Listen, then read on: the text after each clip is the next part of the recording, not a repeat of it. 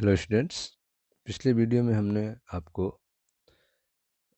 Introduction और poly heading के बारे में बता दिया था। हम लोग पढ़ रहे हैं विज्ञान अध्याय 13 हमारा पर्यावरण के बारे में। इसमें हमने आपको परिचय के बारे में और पॉली हेडिंग पारितंत्र क्या होता है और इसके संगठक क्या हैं, इनके बारे में हम लोग समझ चुके हैं। आज हम लोग समझेंगे इसकी दूसरी टॉपिक है आपका आहार श्रृंखला और जाल के बारे में। तो आज हम लोग समझेंगे आहार श्रृंखला क्या होता है, ठीक है, और जाल क्या होगा। तो यहाँ पर एक फिगर बना हुआ है, इसको हम देखते हैं। यहाँ पर आहार श्रृंखला के बारे में फिगर है। फिगर देखें ध्यान से। प्रकृति में आहार श्रृंखला, प्रकृति में आहार श्रृंखला। पहला फिगर आप देख रहे हैं वह है वन में, बी जो है आपका घास के, ठीक है, बी जो है घास के मैदान में है, और तीसरा है आपका तालाब में। तो पहला देखते हैं वन में। तो वन में आप देख रहे हैं, इसमें आप देख रहे हैं सबसे पहला जो है वन में वहाँ के उत्पादक हैं, प्रोड्यूसर हैं, जो कि हरे पौधे हैं। उत्पादक में आपके हरे पौधे हैं जो कि प्राथमिक उत्पादक हैं। उसके बाद आप देख रहे हैं दूसरा जो है इनको खाने वाली हिरन, ठीक है, प्राथमिक उपभोक्ता हिरन, और हिरन को खाने वाला आप शेर देख रहे हैं, द्वितीयक उपभोक्ता। ठीक, ये हो गए आपके वन में खाद्य श्रृंखला के बारे में। दूसरा फिगर आप देख रहे हैं घास के मैदान में। घास के मैदान में ये हरे पौधे हैं, ठीक है, जो कि आपके उत्पादक हैं, ठीक है। उसके बाद कंज्यूमर उपभोक्ता में इन हरे पौधों को खाने वाला टिड्डा, टिड्डा को खाने वाला मेढक, मेढक को खाने वाला सांप, और सांप को खाने वाला बाज, गिद्ध, ठीक है। तो यह आपका सबसे उच्च पर गिद्ध है। तो सबसे निचले स्तर पे आप देख रहे हैं उत्पादक है, उसके ऊपर आप देख रहे हैं कि उपभोक्ता है, और उपभोक्ता में भी कई सीरीज है। सबसे पहले यह आपका टिड्डा है, फिर उसको खाने वाला मेढक है, फिर मेढक को खाने वाला सांप है, और सांप को खाने वाला बाज है। तालाब की बात करें, तालाब में ये आपके पौधे हैं जो तालाब के अंदर पाए जाने वाले जलीय पौधे हैं, यह प्राथमिक, ये आपके उत्पादक हैं, और इन पौधों को खाने वाले ये जीव हैं आपके, ठीक है। इन पौधों को खाने वाला जीव कंज्यूमर उपभोक्ता है, ठीक है, और इन छोटे छोटे जीवों को खाने वाली मछली है, और मछली को खाने वाला बगुला है, ठीक है। यह शीर्ष टॉप पे है। तो इस तरह से एक सीरीज तैयार हो रहा है जिसे हम आहार श्रृंखला कहते हैं। तो आइए इनके बारे में डिटेल अध्ययन करते हैं। क्रियाकलाप 13.4 में हमने जीवों की एक श्रृंखला बनाई थी, ठीक है। तो आप लोगों से कहा गया था कि एक जीवों की श्रृंखला बनाइए जिसमें कौन किसको खाता है, एक क्रम में लिखिए। तो आहार श्रृंखला क्रियाकलाप 13.4 में हमने जीवों की एक श्रृंखला बनाई थी जो एक दूसरे का आहार करते हैं, ठीक है। तो इसमें आपने एक श्रृंखला बनाया था जिसमें एक दूसरे को खाने वाले जीवों को क्रम से रखा था। विभिन्न जैविक स्तरों पर भाग लेने वाले जीवों की यह श्रृंखला आहार श्रृंखला का निर्माण करती है, ठीक है। तो अलग अलग लेवल पे, अलग अलग जैविक स्तर पे भाग लेने वाले जीवों की ये जो श्रृंखला तैयार हो रही है, इसी को हम क्या कहेंगे, आहार श्रृंखला कहते हैं, फूड चैन कहते हैं, ठीक है। तो विभिन्न जैविक स्तरों पर भाग लेने वाले जीवों की यह श्रृंखला आहार श्रृंखला का निर्माण करती है। आहार श्रृंखला का प्रत्येक चरण, आहार श्रृंखला फूड चैन, आहार श्रृंखला का प्रत्येक चरण अथवा कड़ी एक पोषी स्तर बनाते हैं, ठीक है। तो यह जो फूड चैन तैयार हो रहा है, यह आहार श्रृंखला बन रहा है, उसका हर लेवल जो है एक पोषी स्तर बनाता है। प्राथमिक पोषी स्तर, द्वितीयक पोषी स्तर, ठीक है। तो आहार श्रृंखला का प्रत्येक चरण अथवा कड़ी एक पोषी स्तर बनाते हैं। स्वपोषी अथवा उत्पादक प्रथम पोषी स्तर है। जो स्वपोषी होगा, जो अपना भोजन स्वयं तैयार करेगा, ठीक है। हरे पौधे, ब्लू ग्रीन एल्गी, ये सब किस में आएंगे? उत्पादक में आएंगे, और इनको हम कहेंगे प्राथमिक पोषी स्तर। ठीक है।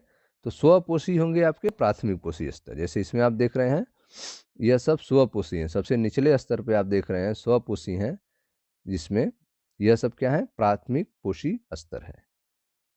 ठीक है, यह प्राथमिक पोषी स्तर कहेंगे, जो कि स्वपोषी होते हैं। तो आहार श्रृंखला का प्रत्येक चरण एक कड़ी, ठीक है, एक चरण, एक अथवा कड़ी एक पोषी स्तर बनाता है, और स्वपोषी अथवा उत्पादक जो है प्रथम पोषी स्तर है, तथा सौर ऊर्जा का स्थिरीकरण करके उसे विषम पोषियों अथवा उपभोक्ता के लिए उपलब्ध कराते हैं। ठीक है। तो अब आप देख रहे हो कि जो उत्पादक है, प्रथम पोषी स्तर है, वो क्या करेगा? फोटोसिंथेसिस करेगा, वो भोजन का निर्माण करेगा। ठीक है। तो सौर ऊर्जा का स्थिरीकरण करके, ठीक है, वो सौर ऊर्जा का स्थिरीकरण करेगा भोजन के रूप में, और उसे विषम पोषियों अथवा उपभोक्ता के लिए उपलब्ध कराएंगे। ठीक है। तो जो भोजन तैयार होगा उस भोजन को विषम पोषी यूज करेंगे, उपभोक्ता यूज करेंगे। ठीक है। तो आहार श्रृंखला के प्रत्येक चरण जो है या कड़ी जो है एक पोषी स्तर बनाएगा, और स्वपोषी अथवा उत्पादक जो है प्रथम पोषी स्तर है, जो सौर ऊर्जा का स्थिरीकरण करेंगे और उसे विषम पोषियों अथवा उपभोक्ता के लिए उपलब्ध कराते हैं। ठीक। शाकाहारी अथवा प्राथमिक उपभोक्ता, ठीक है, द्वितीयक पोषी स्तर छोटे मांसाहारी अथवा द्वितीयक उपभोक्ता, और तीसरे पोषी स्तर जो हैं बड़े मांसाहारी अथवा तृतीयक उपभोक्ता पोषी स्तर का निर्माण करते हैं। ठीक है। तो जो उत्पादक हैं, जो कि स्वपोषी हैं, ये सबसे निचले लेयर पे रहेंगे, जिसमें ग्रीन प्लांट्स आएंगे, ब्लू ग्रीन एल्गी आएंगे। उनको खाने वाले जो होंगे वो शाकाहारी होंगे, जिन्हें हम प्राथमिक उपभोक्ता कहेंगे। ठीक है। तो जो शाकाहारी हैं वो प्राथमिक उपभोक्ता हैं। जैसे फिगर में आप देखें, यह आपके प्राथमिक उपभोक्ता हैं, यह आपके उत्पादक हो गए। यह सबसे नीचे आप देख रहे हैं, यह उत्पादक हैं। सबसे निचले स्तर पे यह आपके प्रोड्यूसर हैं, उत्पादक हैं। ठीक है। यह सूर्य के प्रकाश से भोजन का निर्माण करते हैं, यह स्वपोषी होते हैं। ठीक है। उसके बाद इनको खाने वाले जो शाकाहारी हैं, यहाँ हिरन है, यहाँ पर आप देख रहे हैं कि जीव है, यहाँ पे यह जीव है। ठीक। यह है आपके शाकाहारी जीव, इनको हम कहेंगे प्राथमिक उपभोक्ता। ठीक है। यह प्राथमिक उपभोक्ता है जो कि शाकाहारी होते हैं, जो कि उत्पादक को खाते हैं। ठीक। उसके बाद इनको खाने वाले जो कि मांसाहारी होंगे, और कैसे मांसाहारी होंगे? छोटे मांसाहारी। ठीक है। छोटे मांसाहारी जैसे मेढक हुआ, मछली हुआ, ये छोटे मांसाहारी। ठीक। तो प्राथमिक उपभोक्ता के बाद जो है द्वितीयक पोषी स्तर स्टार्ट होगा। द्वितीयक पोषी स्तर में आएंगे छोटे मांसाहारी। ठीक है। या इसको हम द्वितीयक उपभोक्ता कहेंगे। द्वितीयक पोषी स्तर या द्वितीयक उपभोक्ता में कौन आएगा? मेढक, मछली। ठीक। उसके बाद आएंगे बड़े मांसाहारी। ठीक है। कौन आएगा? बड़ा मांसाहारी, या इसे कहेंगे हम तृतीयक उपभोक्ता। ठीक है। तृतीयक उपभोक्ता जो कि बड़े मांसाहारी हैं, यह आपका चौथा पोषी स्तर का निर्माण करेंगे। ऐसे ऊपर चलता जाएगा। ठीक है। ये सबसे ऊपर वाले स्तर जो हैं, यह सबसे ऊपरी पोषी स्तर है। ठीक है। ये उच्च उपभोक्ता आप कहेंगे, तृतीयक उपभोक्ता कहेंगे। चौथा पोषी स्तर इसको कहेंगे, तृतीयक उपभोक्ता या चौथा पोषी स्तर। ठीक है। वन में आप देख रहे हैं शेर है, यह बाज है आपका। ठीक। और यह बकुला है। यह सब ऊपरी पोषी स्तर में रहेंगे, चौथे पोषी स्तर में रहेंगे। यह सब द्वितीयक उपभोक्ता है। ठीक। तो इस तरह से आप देख रहे हैं कि आहार श्रृंखला का जो प्रत्येक स्टेप होता है, आहार श्रृंखला का प्रत्येक चरण जो होता है, ठीक है, या प्रत्येक कड़ी जो होता है, एक पोषी स्तर बनाता है। ठीक है। इस पोषी स्तर में स्वपोषी अथवा उत्पादक जो है वह प्रथम पोषी स्तर है, जो क्या करेगा, जो सौर ऊर्जा का स्थिरीकरण करेगा, जो भोजन का निर्माण करेगा। ठीक है। भोजन का निर्माण करके वह विषम पोषियों अथवा उपभोक्ता के लिए उपलब्ध कराएगा। शाकाहारी जो होंगे, ठीक है, शाकाहारी यह प्राथमिक उपभोक्ता होंगे। ठीक है।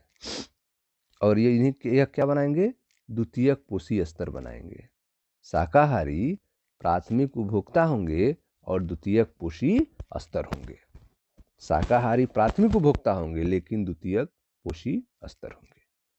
छोटे मांसाहारी जो होंगे वे द्वितीयक उपभोक्ता होंगे लेकिन तृतीयक पोषी स्तर होंगे। छोटे मांसाहारी द्वितीयक उपभोक्ता होंगे लेकिन तीसरे पोषी स्तर होंगे। बड़े मांसाहारी तृतीयक उपभोक्ता होंगे लेकिन चौथे पोषी स्तर पे होंगे। ठीक है। तो बड़े मांसाहारी जो होंगे वे तृतीयक उपभोक्ता होंगे और पोषी स्तर में क्या होगा, चौथे पोषी स्तर का निर्माण करते हैं। ठीक। अब आगे देखें। हम जानते हैं कि जो भोजन हम खाते हैं वह हमारे लिए ऊर्जा के स्रोत का कार्य करता है और विभिन्न कार्यों के लिए ऊर्जा प्रदान करता है। ठीक। तो जो भी भोजन आप ग्रहण करते हैं उसी से हमें ऊर्जा प्राप्त होती है और उसी से हम अनेक कार्य करते हैं। ठीक। तो जो भोजन हम खाते हैं हमारे लिए ऊर्जा के स्रोत का कार्य करता है और विभिन्न प्रकार के कार्यों के लिए ऊर्जा प्रदान करता है। अतः पर्यावरण के विभिन्न घटकों के परस्पर अन्योन्य क्रिया में निकाय के एक घटक से दूसरे घटक में ऊर्जा का प्रवाह होता है। ठीक। तो आप देख रहे हैं कि पर्यावरण के विभिन्न घटकों में, पर्यावरण के जो अलग अलग कंपोनेंट हैं वह आपस में क्रिया करते हैं, आपस में इंटरेक्शन करते हैं और इस इंटरेक्शन की वजह से ऊर्जा का फ्लो होता है, एक स्तर से दूसरे स्तर में ऊर्जा का ट्रांसफर होता है। तो पर्यावरण के विभिन्न घटकों के परस्पर अन्योन्य क्रिया में निकाय के एक घटक से दूसरे घटक में ऊर्जा का प्रवाह होता है। जैसे अभी आप यहाँ देख रहे हैं श्रृंखला में यह ऊर्जा का निर्माण किया है, जो ग्रीन प्लांट्स हैं इन्होंने ऊर्जा का स्थिरीकरण किया है, सूर्य की ऊर्जा का स्थिरीकरण किया है फोटोसिंथेसिस के माध्यम से। अब यहाँ पर ऊर्जा का ट्रांसफर जो है हो रहा है हिरन में, हिरन से शेर में। ठीक है। इसमें आप देख रहे हैं कि टिड्डा में, टिड्डा से मेढक, मेढक से सांप में, सांप से बाज में, तो यहाँ पर ऊर्जा का ट्रांसफर हो रहा है। ठीक। तो हमारे लिए ऊर्जा का कार्य, ठीक है, जो भोजन है वही करता है। ठीक है। तो जो भोजन हम खाते हैं वो हमारे लिए ऊर्जा के स्रोत का कार्य करता है। किसके लिए, जो कि द्वितीयक पोषी स्तर पे आते हैं, जो कि परपोषी हैं, स्वपोषी नहीं, जो कि परपोषी है, जो दूसरे को खाते हैं और विभिन्न कार्यों के लिए इन्हीं से ऊर्जा मिलती है। पर्यावरण के विभिन्न घटकों की परस्पर अन्योन्य क्रिया में जब पर्यावरण के अलग अलग कंपोनेंट आपस में इंटरेक्शन करेंगे, परस्पर अन्योन्य क्रिया करेंगे, तो निकाय के एक घटक से दूसरे घटक में ऊर्जा का प्रवाह होगा। जैसा कि हम पढ़ चुके हैं कि स्वपोषी सौर्य प्रकाश में निहित ऊर्जा को ग्रहण करके रासायनिक ऊर्जा में बदल देते हैं। ठीक है। तो आप जान रहे हैं कि जो स्वपोषी होते हैं, जो ऑटोट्रॉफ्स होते हैं, ग्रीन पौधे, ब्लू ग्रीन एल्गी, ये सब क्या करते हैं, प्रकाश संश्लेषण करते हैं। सूर्य के प्रकाश को, सौर्य प्रकाश को, ठीक है, सौर्य एनर्जी में, जो सूर्य के अंदर एनर्जी है उसको ग्रहण करते हैं और उसको केमिकल एनर्जी में चेंज कर देते हैं। स्वपोषी सौर ऊर्जा में निहित ऊर्जा को ग्रहण करके रासायनिक ऊर्जा में बदल देते हैं। ठीक है। तो जो स्वपोषी होते हैं, जो ऑटोट्रॉफ्स होते हैं, ये क्या करेंगे, सौर्य प्रकाश में, ठीक है, निहित ऊर्जा को ग्रहण करेंगे और उसको रासायनिक ऊर्जा में बदल देते हैं। यह ऊर्जा संसार के संपूर्ण जैव समुदाय की सभी क्रियाओं के संपादन में सहायक है। यह ऊर्जा जो है संसार के संपूर्ण बायोस्फीयर, संपूर्ण जैव समुदाय की सभी क्रियाओं के संपादन में आवश्यक है। तो जो स्वपोषी हैं, पौधे हैं, जो सूर्य की ऊर्जा को स्थिर कर रहे हैं, केमिकल एनर्जी में चेंज कर रहे हैं, इसी ऊर्जा का जो है संसार के संपूर्ण जैव समुदाय यूज करेंगे और अपने कार्य को करेंगे। तो यह ऊर्जा संसार के संपूर्ण जैव समुदाय की सभी क्रियाओं के संपादन में सहायक है। ठीक, आगे देखें। स्वपोषी से ऊर्जा विषम पोषियों और अपघटकों तक जाती है। ठीक है, तो आप देख रहे हैं कि जो ऑटोट्रॉफ्स हैं, जो भोजन तैयार करते हैं, उनसे ऊर्जा किस में जाएगी? विषम पोषी में, हेट्रोट्रॉफ्स में जाएगी, जो उनको खाएंगे। ठीक है, उसके बाद एनर्जी ट्रांसफर होगी अपघटक में, डिकम्पोजर में। तो स्वपोषियों से ऊर्जा विषम पोषी में और अपघटक तक जाती है। जैसा कि ऊर्जा के स्रोत नामक पिछले अध्याय में हमने जाना कि जब ऊर्जा का एक रूप से दूसरे रूप में परिवर्तन होता है तो पर्यावरण में ऊर्जा की कुछ मात्रा का अनुपयोगी ऊर्जा के रूप में ह्रास होता है। ठीक है, तो अब आप देख रहे हैं कि जब ऊर्जा का स्रोत जो है, ठीक है, एक रूप से दूसरे रूप में कन्वर्ट होगा, जब ऊर्जा एक स्टेप से दूसरे स्टेप में ट्रांसफर होगी तो कुछ ऊर्जा जो है लॉस हो जाएगी, कुछ ऊर्जा वातावरण में चली जाएगी, एनर्जी की क्षति हो जाएगी।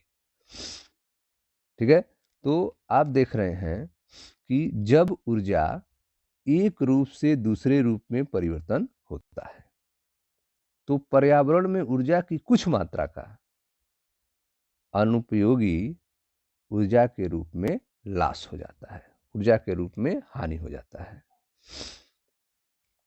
पर्यावरण के विभिन्न घटकों के बीच ऊर्जा के प्रवाह का विस्तृत अध्ययन किया गया तो यह पाया गया पर्यावरण में जब एनर्जी ट्रांसफर हो रही है तो कुछ ऊर्जा का लॉस हो जा रहा है। ठीक है, तो जब पर्यावरण के अलग अलग कंपोनेंट के बीच, पर्यावरण के विभिन्न घटकों के बीच एनर्जी फ्लो, ऊर्जा के प्रवाह का विस्तृत अध्ययन किया गया तो यह सारी चीजें आपको पाई गई। पहली चीज क्या मिला आपको? एक स्थलीय पारितंत्र में हरे पौधों की पत्तियों द्वारा प्राप्त होने वाली सौर ऊर्जा का लगभग 1% भाग खाद्य ऊर्जा में परिवर्तित होता है। तो अब आप देख रहे हैं कि जो हरे पौधे हैं, ठीक है, जो कि स्थल पे हैं, जमीन पे हैं, वे जितनी भी सौर ऊर्जा प्राप्त करते हैं उसका लगभग 1% भाग ही भोजन में परिवर्तित कर पाते हैं, खाद्य ऊर्जा में परिवर्तित कर पाते हैं। ठीक है, तो एक स्थलीय पारितंत्र में हरे पौधों की पत्तियों द्वारा प्राप्त होने वाली सौर ऊर्जा का लगभग 1% भाग, कितना परसेंट? 1% खाद्य ऊर्जा में परिवर्तित करते हैं। ठीक है, तो 1% भाग जो है खाद्य ऊर्जा में परिवर्तित होता है। स्थलीय पारितंत्र के हरे पौधे की पत्तियां जो है सूर्य का जो प्रकाश ग्रहण करती हैं उस प्रकाश का केवल 1% हिस्सा ही भोजन में परिवर्तित करती हैं। जब हरे पौधे प्राथमिक उपभोक्ता द्वारा खाए जाते हैं, इन हरे पौधों को प्राथमिक उपभोक्ता खाएंगे। ठीक है, जैसे ग्रीन ग्रास है उसको गाय खाएगी, हिरन खाएगी। तो जब हरे पौधे प्राथमिक उपभोक्ता द्वारा खाए जाते हैं ऊर्जा की एक बड़ी मात्रा का पर्यावरण में ऊष्मा के रूप में लॉस हो जाता है। जब हरे पौधे प्राथमिक उपभोक्ता द्वारा खाए जाते हैं तो ऊर्जा की बड़ी मात्रा का पर्यावरण में ऊष्मा के रूप में हानि हो जाती है, ह्रास हो जाता है, लॉस हो जाता है। कुछ मात्रा का उपयोग पाचन में, विभिन्न जैव कार्यों में, वृद्धि में, जनन में होता है। ठीक है, तो अब आप देख रहे हैं कि एक बड़ी मात्रा जो है लॉस हो गया एनर्जी के रूप में। कुछ ऊर्जा का उपयोग आप देख रहे हैं पाचन में हो रहा है, विभिन्न बायो एक्टिविटी करने में, विभिन्न जैव कार्यों में हो रहा है, ग्रोथ में, वृद्धि में हो रहा है, रिप्रोडक्शन में हो रहा है, जनन में हो रहा है। खाए हुए भोजन की मात्रा का लगभग 10% ही जैव मात्रा में बदल पाता है। बायोमास में, शरीर में 10% पार्ट ही शरीर में स्टोर होता है। खाए हुए भोजन की मात्रा का लगभग 10% ही जैव मात्रा में बदल पाता है, बायोमास में चेंज हो पाता है, तथा अगले स्तर के उपभोक्ता को उपलब्ध होता है। ठीक है, जो अगले स्तर के उपभोक्ता हैं उनको यही बायोमास जो 10% है ट्रांसफर होता है। ठीक है, तो अब आप देख रहे हैं कि जब हरे पौधे प्राथमिक उपभोक्ता द्वारा खाए जाते हैं तो ऊर्जा की एक बड़ी मात्रा जो है ऊष्मा के रूप में पर्यावरण में लॉस हो जाती है। कुछ मात्रा का उपयोग पाचन में होता है, विभिन्न जैव कार्यों में होता है, वृद्धि में होता है, जनन में होता है, और खाए हुए भोजन की मात्रा का केवल 10% हिस्सा ही जैव मात्रा में बदल पाता है, जो कि अगले स्तर के उपभोक्ता को उपलब्ध हो पाता है। अतः हम कह सकते हैं कि प्रत्येक स्तर पर उपलब्ध कार्बनिक पदार्थ की मात्रा का लगभग औसतन 10% ही उपभोक्ता के अगले स्तर तक पहुंचता है। ठीक है, तो आप देख रहे हैं कि 10% का ही ट्रांसफर हो रहा है। ठीक है, हम कह सकते हैं कि प्रत्येक स्टेप पे, प्रत्येक स्तर पर जो उपलब्ध कार्बनिक पदार्थ की मात्रा है उसका औसतन 10% ही उपभोक्ता के अगले स्तर पर पहुंचता है। प्रत्येक स्तर पर उपलब्ध कार्बनिक पदार्थ की मात्रा का लगभग 10% ही उपभोक्ता के अगले स्तर तक पहुंचता है, क्योंकि उपभोक्ता के अगले स्तर के लिए ऊर्जा की बहुत कम मात्रा उपलब्ध हो पा रही है। 10% ही मिल रहा है पीछे से, आगे वाले को पीछे से कितना मिल रहा है? 10%, क्योंकि उपभोक्ता के अगले स्तर के लिए ऊर्जा की बहुत कम मात्रा उपलब्ध हो पाती है। अतः आहार श्रृंखला सामान्यतः 3 अथवा 4 चरण की होती है। आहार श्रृंखला कितने चरण की है? 3 अथवा 4 चरण की है। ऐसा क्यों है? क्योंकि ऊर्जा जो है का जो ट्रांसफर हो रहा है वो बहुत कम मात्रा में हो रहा है। उपभोक्ता के अगले स्तर के लिए ऊर्जा की बहुत कम मात्रा उपलब्ध हो पा रही है, इसलिए आहार श्रृंखला जो है वो सामान्यतः 3 अथवा 4 चरण की होती है, और प्रत्येक चरण पर ऊर्जा का ह्रास इतना अधिक होता है कि चौथे पोषी स्तर के बाद उपयोगी ऊर्जा की मात्रा बहुत कम हो जाती है। प्रत्येक स्टेप में एनर्जी का लॉस इतना अधिक है कि जो चौथा पोषी स्तर है उसके बाद ऊर्जा की मात्रा बहुत कम हो जाती है। ठीक है, तो उपभोक्ता के अगले स्तर के लिए ऊर्जा की बहुत कम मात्रा उपलब्ध हो पाती है। आहार श्रृंखला सामान्यतः 3 अथवा 4 चरण की होती है। प्रत्येक चरण पर ऊर्जा का ह्रास इतना अधिक होता है, ऊर्जा का लॉस इतना अधिक होता है कि चौथे पोषी स्तर के बाद उपयोगी ऊर्जा की मात्रा बहुत कम हो जाती है। सामान्यतः निचले पोषी स्तर पर जीवों की संख्या अधिक होती है।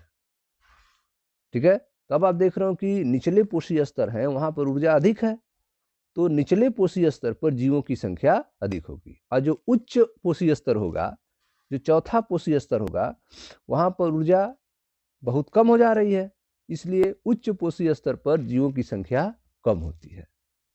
उच्च पोषी स्तर पर जीवों की संख्या कम होती है और निचले पोषी स्तर पर जीवों की संख्या अधिक होती है।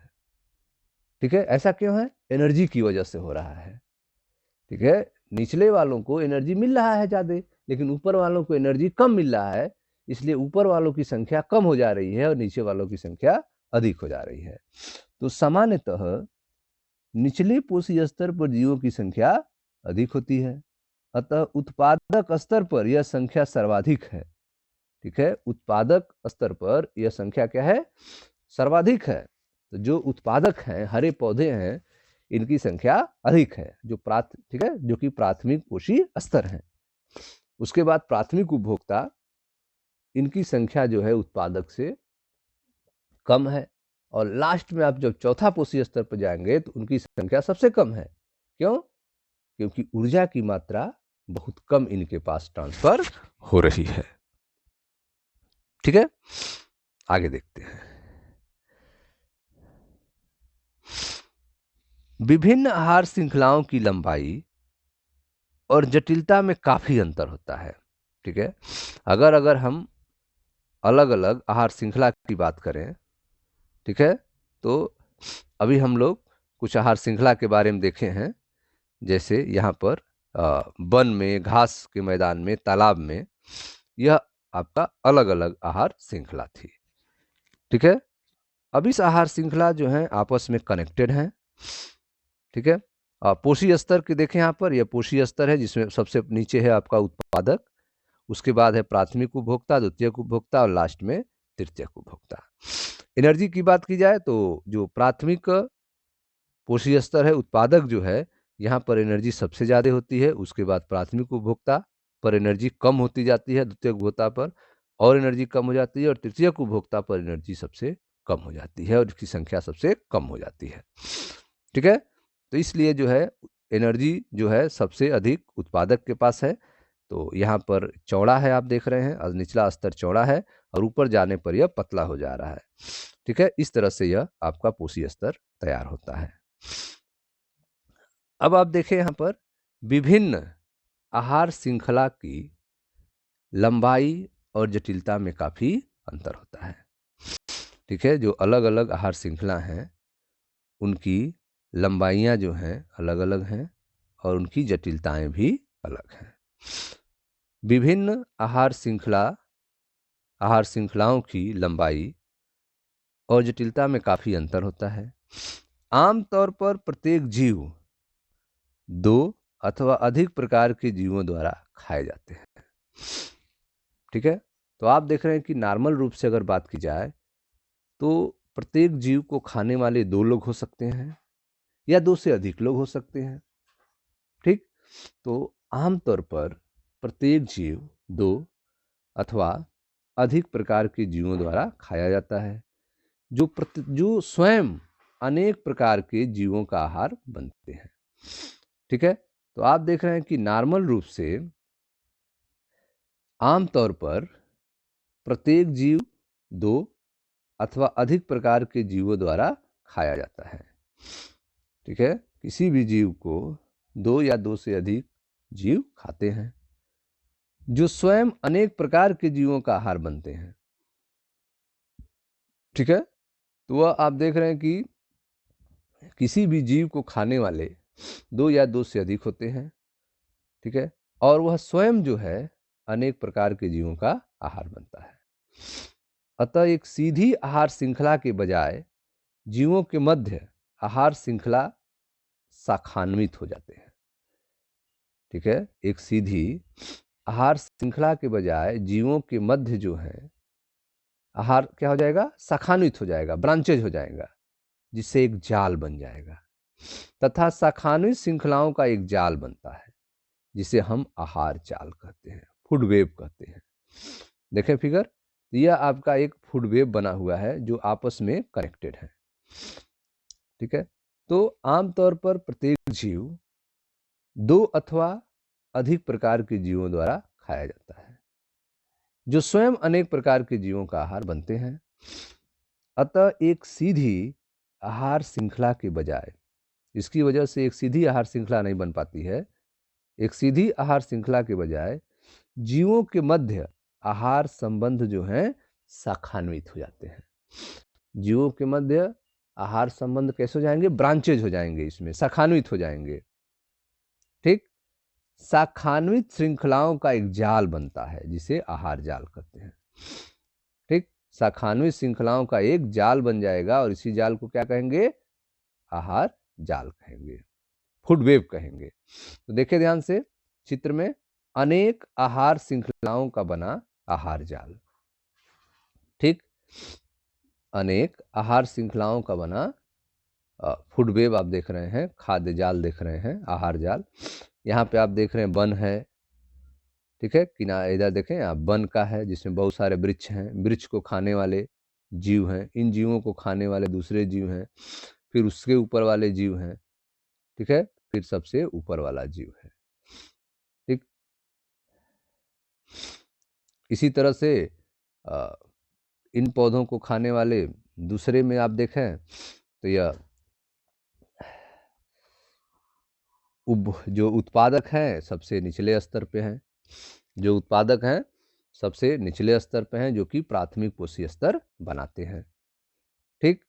उसके बाद इनको खाने वाले जो हैं जीव, जो कि प्राथमिक उपभोक्ता हैं, शाकाहारी, ठीक। इसमें आप देख रहे हैं यह गोट है, बकरी है, यहाँ पर रैबिट है, खरगोश है, चूहा है, छोटे जीव हैं, ठीक है, यहाँ पर छोटे जीव हैं, प्लैंक्टन्स हैं जो खाते हैं, फिर उनको खाने वाले ऊपर आप देख रहे हैं अलग अलग जीव हैं, ठीक, मेढक है, चिड़िया है, ठीक, फिर उसके ऊपर वाले लेवल पे सांप है, मछली है, जयकाल है, सियार है, सबसे ऊपर पहुंच रहे हैं तो इसमें आप देख रहे हैं मयूर है, बाज है, हॉक है, ठीक है, सिंह है, सबसे ऊपर टॉप पे सिंह है, ठीक। तो यहाँ पर आपस में यह कनेक्टेड है एक दूसरे से, ठीक है, ऐसा यह नहीं है कि एक स्टेप बन जा रहा है, एक ही किस जीव को एक ही लोग खाएंगे, ऐसा नहीं है, ठीक है, एक जीव को कई लोग खा सकते हैं, इसलिए यह एक आहार जाल बन जाता है, ठीक। ऊर्जा का प्रवाह, ऊर्जा प्रवाह के चित्र 13.4 से दो बातें स्पष्ट होती हैं। पहली, ऊर्जा का प्रवाह एक दिशिक है, ऊर्जा का फ्लो जो है वो नीचे से ऊपर की तरफ हो रहा है, ऊर्जा का प्रवाह जो है यूनिडायरेक्शनल है अथवा एक दिशा में होता है, ठीक है। फिगर से स्पष्ट हो रहा है ऊर्जा का प्रवाह जो है एक दिशा में होता है।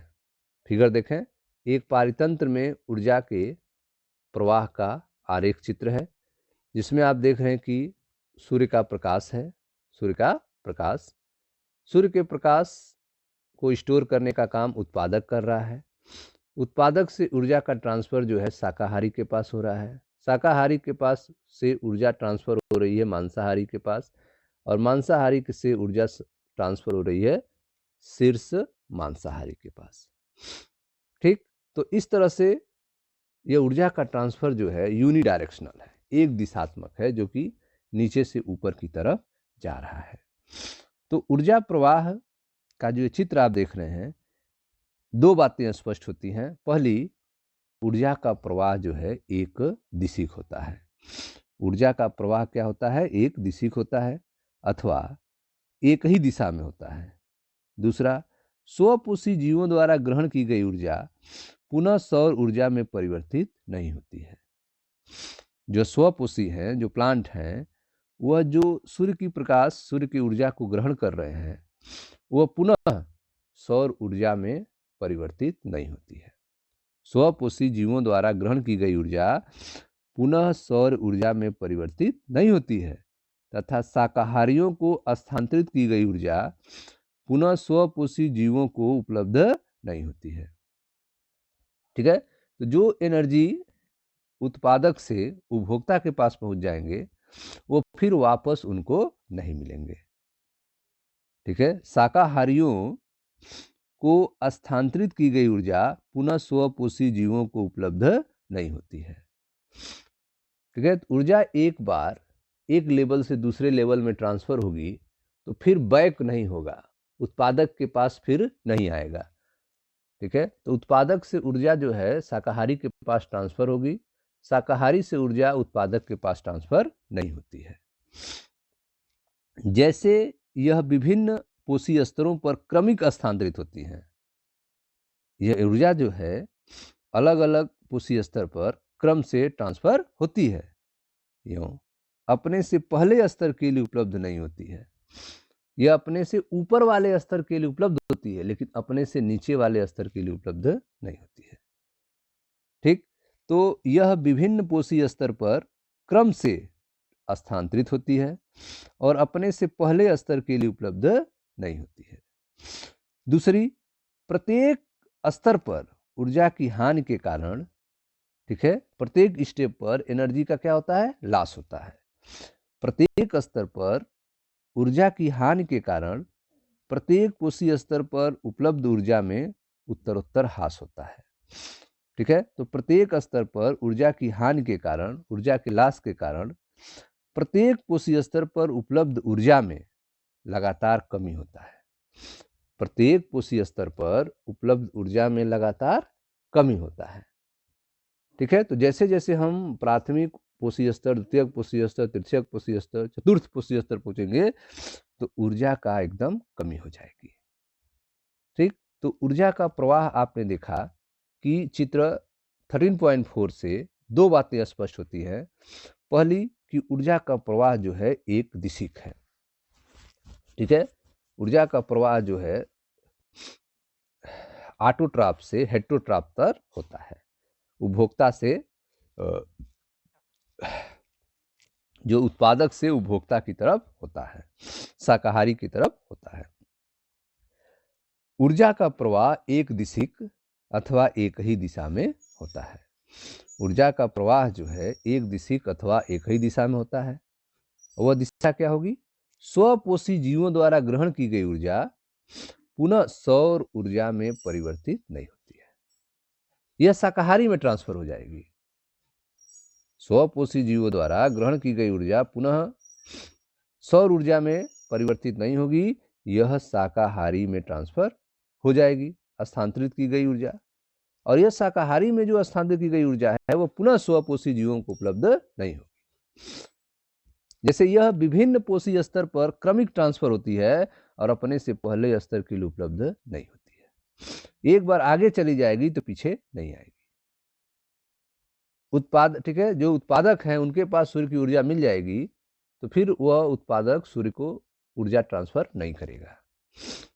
पहला बात यह हो गया। दूसरी बात यह है कि प्रत्येक स्तर पर ऊर्जा की हानि के कारण प्रत्येक कोशीय स्तर पर उपलब्ध ऊर्जा में लगातार कमी होता है। ठीक है, तो दूसरी बात आपने यह देखा कि प्रत्येक स्तर पर ऊर्जा की हानि के कारण प्रत्येक कोशीय स्तर पर उपलब्ध ऊर्जा में उत्तरोत्तर ह्रास होता है, लगातार कमी होती है। ठीक है स्टूडेंट्स, आगे देखते हैं। आहार श्रृंखला का एक दूसरा आयाम यह भी है कि, ठीक है, आहार श्रृंखला का दूसरा आयाम क्या है उसको भी देखते हैं। आहार श्रृंखला का एक दूसरा आयाम यह भी है कि हमारी जानकारी के बिना ही कुछ हानिकारक रासायनिक पदार्थ आहार श्रृंखला में होते हुए हमारे शरीर में इंटर कर जाते हैं। ध्यान दीजिएगा इस बात को। आहार श्रृंखला का एक दूसरा आयाम यह भी है, आहार श्रृंखला का एक दूसरा आयाम यह भी है कि हमारी जानकारी के बिना ही कुछ हानिकारक केमिकल जो हैं आहार श्रृंखला से होते हुए हमारे शरीर में आ जाते हैं। आहार श्रृंखला का एक दूसरा आयाम यह भी है कि हमारी जानकारी के बिना ही कुछ हानिकारक रासायनिक पदार्थ आहार श्रृंखला से होते हुए हमारे शरीर में इंटर हो जाते हैं, हमारे शरीर में प्रविष्ट हो जाते हैं। आप क्लास 9th में पढ़ चुके हैं कि जल प्रदूषण किस प्रकार होता है। इसका एक कारण है कि विभिन्न फसलों को रोग और पिंडकों से बचाने के लिए पिंडक नाशक और रसायनों का अत्यधिक प्रयोग करना है। ठीक है, जल प्रदूषण किस प्रकार होता है, तो यह प्रदूषण का कारण यह है कि आप फसल में रोगों को रोकने के लिए, रोगों को मारने के लिए, कीड़ों को मारने के लिए आप पिंडक नाशक का यूज करते हैं, केमिकल का यूज करते हैं। और वह पिंडक नाशक केमिकल जो है जल में पहुंचता है, जिससे जल प्रदूषण होता है। ठीक है, तो जल प्रदूषण किस प्रकार होता है, इसका एक कारण है कि विभिन्न फसलों को रोग और पिंडकों से बचाने के लिए पिंडक नाशक और रसायन का अत्यधिक प्रयोग करना है, जिससे जल प्रदूषण होता है। ये रसायन बहकर मिट्टी में अथवा जल स्रोत में चले जाते हैं। मिट्टी से इन पदार्थों का पौधों द्वारा जल और खनिजों के साथ अवशोषण हो जाता है। ठीक है, तो अब आप देख रहे हो कि ये रसायन किस में आ जा रहे हैं, पौधे में आ जा रहे हैं। ये रसायन बहकर मिट्टी में अथवा जल स्रोत में चले जाते हैं। मिट्टी से इन पदार्थों का पौधों द्वारा जल और खनिजों के साथ साथ अवशोषण हो जाता है। मिट्टी से, जल स्रोत से पौधों के द्वारा जल और खनिज के साथ साथ पौधे इनको अवशोषण कर लेते हैं। इन पिंडकनाशी दवाओं का, फसल को रोग मारने वाले दवाओं का पौधों के शरीर में आ जा रहा है। मिट्टी से इन पदार्थों का पौधों द्वारा जल और खनिज के साथ साथ अवशोषण हो जाता है तथा जलाशयों से यह जली पौधे और जंतुओं में प्रवेश कर जाते हैं। ठीक है, तो आप देख रहे हैं कि जल में जो पौधा है उनके शरीर में चला जा रहा है, जल में जो जीव है उनके शरीर में चला जा रहा है। जलाशयों से यह जली पौधों और जंतुओं में प्रवेश कर जाते हैं। कि यह केवल एक तरीका है जिससे वे आहार श्रृंखला में प्रवेश करते हैं, क्योंकि ये पदार्थ अजैव निम्नीकृत होते हैं। ठीक है, तो आप देख रहे हैं कि यह जल में पाए जाने वाले पौधों में, जंतुओं में, मछलियों के शरीर में प्रवेश कर जा रहे हैं। ठीक है, ऐसा क्यों हो रहा है? क्योंकि ये जो पदार्थ हैं, जो केमिकल हैं, यह अजैव निम्नीकृत है। इनको बैक्टीरिया द्वारा तोड़ा नहीं जा सकता है, ये सूक्ष्म जीव द्वारा टूटते नहीं हैं। ठीक है, यह केवल एक तरीका है जिससे आहार श्रृंखला में प्रवेश करते हैं, क्योंकि यह पदार्थ अजैव निम्नीकृत है, यह नॉन बायोडिग्रेडेबल है। ये जीवाणुओं, सूक्ष्म जीवों के द्वारा तोड़े नहीं जा सकते हैं ये केमिकल, इसलिए यह आहार श्रृंखला में इंटर कर जाते हैं, पौधों के शरीर में, जंतुओं के शरीर में आ जाते हैं और सबसे ऊपरी लेयर पे जो होता है उनके शरीर में ज्यादा मात्रा में इकट्ठा होते हैं और मनुष्यों के शरीर में ज्यादा मात्रा में इकट्ठा होते हैं।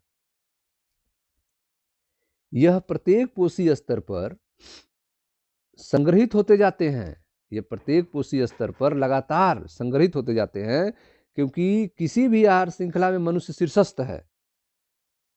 यह प्रत्येक पोषी स्तर पर स्टोर होते जाते हैं, लगातार संग्रहित होते जाते हैं। अब क्योंकि किसी भी आहार श्रृंखला में मनुष्य सबसे ऊपर होता है, अतः हमारे शरीर में यह रसायन सर्वाधिक मात्रा में स्टोर होते हैं। ठीक है, तो अब आप देख रहे हैं कि यह जो केमिकल आप छिड़क रहे हैं खेतों में, वह मनुष्य के शरीर में सबसे अधिक स्टोर होगा, क्योंकि मनुष्य आहार श्रृंखला के टॉप पे है। प्रत्येक पोषी स्तर पर उत्तरोत्तर संग्रहित होते जाते हैं, क्योंकि किसी भी आहार श्रृंखला के में मनुष्य जो है शीर्षस्थ होता है, टॉप पे होता है, अतः हमारे शरीर में यह रसायन सर्वाधिक मात्रा में संचित हो जाते हैं। इसे जैव आवर्धन कहा जाता है। इसे क्या कहते हैं? जैव आवर्धन। ठीक है, तो यहां से प्रश्न पूछा जाएगा कि जैव आवर्धन क्या होता है? जैव आवर्धन क्या होता है? तो आप कहेंगे कि जो भी पौधों पर, ठीक है, दवाएं हम लोग छिड़कते हैं कीटों को मारने के लिए, रोगों को नष्ट करते हैं, वह दवाएं जो हैं अलग अलग श्रृंखला में बढ़ती हुई मनुष्य के पास पहुंचती हैं। मनुष्य चूंकि शीर्षस्थ पर है, मनुष्य के शरीर में इनका स्टोरेज ज़्यादा होता है। ठीक है, इसे ही हम जैव आवर्धन कहते हैं। ठीक है, तो आहार श्रृंखला में प्रवेश करते हैं क्योंकि यह अजैव निम्नीकृत हैं और यह प्रत्येक पोषी स्तर पर लगातार संग्रहित होते जाते हैं। किसी भी आहार श्रृंखला में मनुष्य शीर्षस्थ होता है, अतः हमारे शरीर में यह रसायन सर्वाधिक मात्रा में संचित हो जाते हैं और इसे जैव आवर्धन कहते हैं। यही कारण है कि हमारे खाद्यान्न जैसे कि गेहूं तथा चावल, सब्जियां, फल, मांस में पिंडक रसायन अवशिष्ट की विभिन्न मात्रा में उपस्थित होते हैं। ठीक है, हमारे जो खाद्यान्न हैं जैसे कि गेहूँ, चावल, सब्जी, फल, मांस में पिंडक जो कीड़ों को मारने वाले केमिकल हैं उनकी उपस्थिति होती है। पिंडक रसायन के अवशिष्ट विभिन्न मात्रा में उपस्थित होते हैं और उन्हें पानी से धोकर अथवा अन्य प्रकार से अलग नहीं किया जा सकता है। आप सोचते हैं कि उसको पानी से धोकर अलग कर लें या दूसरा तरीका अपना लें तो वह अलग नहीं होंगे, वह आपके शरीर में जाना है तो जाना है। ठीक है, तो हमारे खाद्यान्न जो कि गेहूं, चावल, सब्जी, फल, मांस, पिंडक रसायन, ठीक है, तो पिंडक रसायन जो है विभिन्न मात्रा में इनमें स्टोर होते हैं, उन्हें पानी से धोकर अथवा अन्य प्रकार से अलग नहीं किया जाता है। तो इस तरह से मनुष्य के शरीर में इकट्ठा हो जाना जैव आवर्धन कहलाता है। ठीक है स्टूडेंट्स, मिलते हैं नेक्स्ट वीडियो में जहां आगे की टॉपिक की चर्चा की जाएगी। Thank you.